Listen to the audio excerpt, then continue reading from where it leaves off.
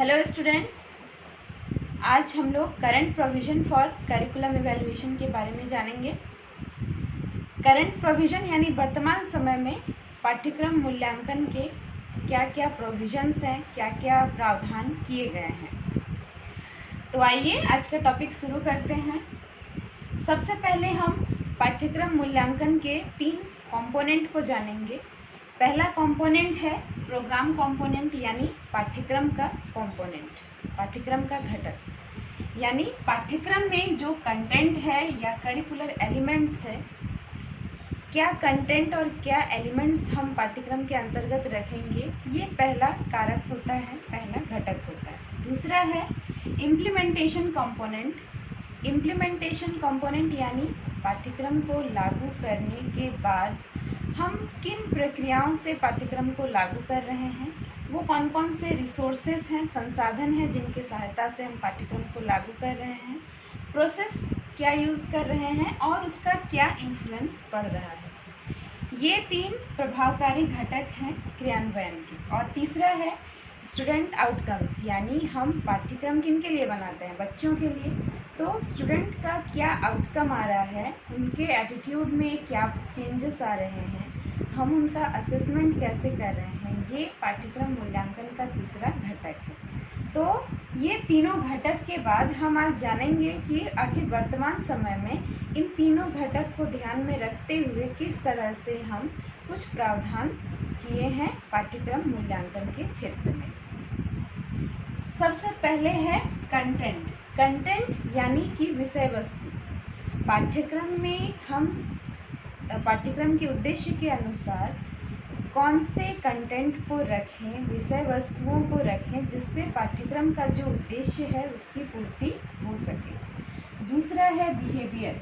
Behaviour यानी बच्चे किस तरह का व्यवहार करते हैं पाठ्यक्रम को इम्प्लीमेंट करने के बाद। यानी जब हम कोई करिकुलम लागू करते हैं शिक्षण संस्थानों में, तो उसके बाद छात्रों का व्यवहार कैसा हो रहा है या वो किस तरह का बिहेवियर कर रहे हैं। तीसरा पॉइंट है क्राइटेरिया, यानी वो क्षेत्र जिस क्षेत्र में छात्रों में हम परिवर्तन चाहते हैं।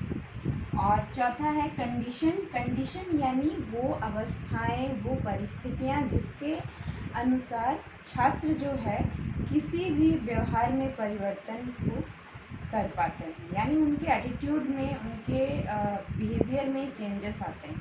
आखिर वो कौन कौन से ऐसे सर्कमस्टांसेस होते हैं, इन चीज़ों के बारे में जानना बहुत आवश्यक है, तभी हम करिकुलम इवैल्यूएशन कर पाएंगे। नेक्स्ट कुछ कंडीशंस हैं कि आइडेंटिफाइंग लर्निंग नीड्स, यानी छात्रों के जो लर्निंग नीड्स हैं, आवश्यकताएं हैं, समय की आवश्यकता हो या छात्रों की आवश्यकता हो, उन्हें पहचानना पाठ्यक्रम निर्माण के समय बहुत आवश्यक होता है कि छात्रों के आवश्यकताओं को हम जानें और उनको असेस करें। यानी जो आधारभूत आवश्यकताएं हैं उन्हें हम असेस करें, यानी मूल्यांकन करें। जैसे बच्चों को किन किन चीज़ों की आवश्यकता होती है पाठ्यक्रम में, उन्हें हम शामिल करें, साथ ही साथ हम उन्हें असेस करें, यानी मूल्यांकन करें कि ये बेसिक नीड्स है या नहीं है। नेक्स्ट है कि जो उद्देश्य है उनको सेट करना, उनको निर्धारित करना, यानी ऐसे कौन कौन से हमारे ऑब्जेक्टिव्स हैं जिनकी सहायता से हम पाठ्यक्रम को सेट कर सकते हैं, निर्धारित कर सकते हैं। नेक्स्ट है जो हमारा एजुकेशनल प्लान है उसे डेवलप करना, उसे विकसित करना। प्लानिंग करिकुलम का एक महत्वपूर्ण हिस्सा है। तो जब हम पाठ्यक्रम को इवेलुएट करते हैं, हम अपने एजुकेशन प्लान को डेवलप करने का प्रयास करते हैं, यानी उसे और विकसित करने का प्रयास करते हैं। नेक्स्ट है इम्प्लीमेंटिंग टीचिंग स्ट्रेटजीज, यानी जो शिक्षण रणनीतियाँ हमने बनाई हैं पढ़ाने के क्रम में या करिकुलम को लागू करने के क्रम में, उन्हें हम किस तरीके से इम्प्लीमेंट कर रहे हैं। देन बच्चों का जो आउटकम आ रहा है उसे इवेलुएट करना, ये भी बहुत आवश्यक है, क्योंकि लर्निंग आउटकम्स क्या हो रहे हैं, हम जो उद्देश्य निर्धारित किए हैं आखिर वो कितना इफ़ेक्टेड है बच्चों के सामान्य स्थिति के लिए, समाज के लिए, ये इवेलुएट करना बहुत आवश्यक है। और लास्ट है कि हमने जो ऑब्जेक्टिव्स तय किए हैं, पाठ्यक्रम निर्माण का जो ऑब्जेक्टिव्स होता है कि हम किस उद्देश्य से पाठ्यक्रम का निर्माण कर रहे हैं, वो कितना अचीव हो रहा है या नहीं। तो वर्तमान समय में ये कुछ पॉइंट्स ऐसे आवश्यक हैं कि हमारा करिकुलम अगर हम मूल्यांकन करना चाहते हैं, इवैल्यूएट करना चाहते हैं, तो हमें इन सब चीज़ों को मूल्यांकन करना आवश्यक है। एक एग्जांपल है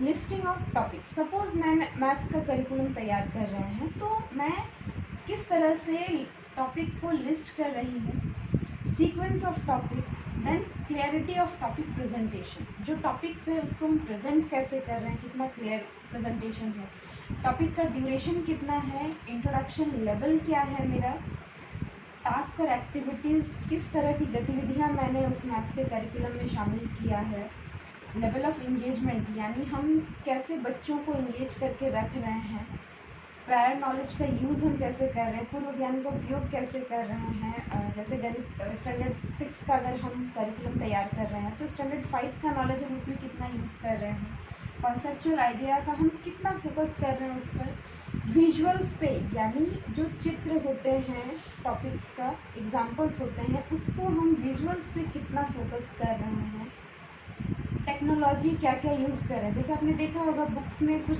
फ़ोटोग्राफ्स होते हैं, बुक्स में डिफरेंट जो मैथमेटिशियंस हैं उनका फ़ोटोग्राफ्स होता है, फार्मूलाज होता है, एग्जांपल्स होते हैं, तो वो टेक्नोलॉजी हम कितना यूज़ कर रहे हैं। देन मैथ्स को सिखाने के लिए हम और क्या टेक्नोलॉजी अपने करिकुलम में शामिल कर रहे हैं। देन बच्चों का या इंडिविजुअल डिफरेंस के प्रति हम कैसे रिस्पॉन्ड कर रहे हैं, फॉर्मेट्स ऑफ मटेरियल्स, किस तरह का मटेरियल हम यूज़ कर रहे हैं, और लास्ट है क्लासरूम प्रैक्टिस यानी क्लासरूम में हम किस तरह से प्रैक्टिस कर रहे हैं अपने करिकुलम के प्रति। तो ये कुछ एग्जांपल्स थे हमारे कि कैसे हम करिकुलम इवैल्यूएशन को वर्तमान समय में उपयोग करते हैं। आई होप आपको ये टॉपिक क्लियर हुआ होगा। Thank you.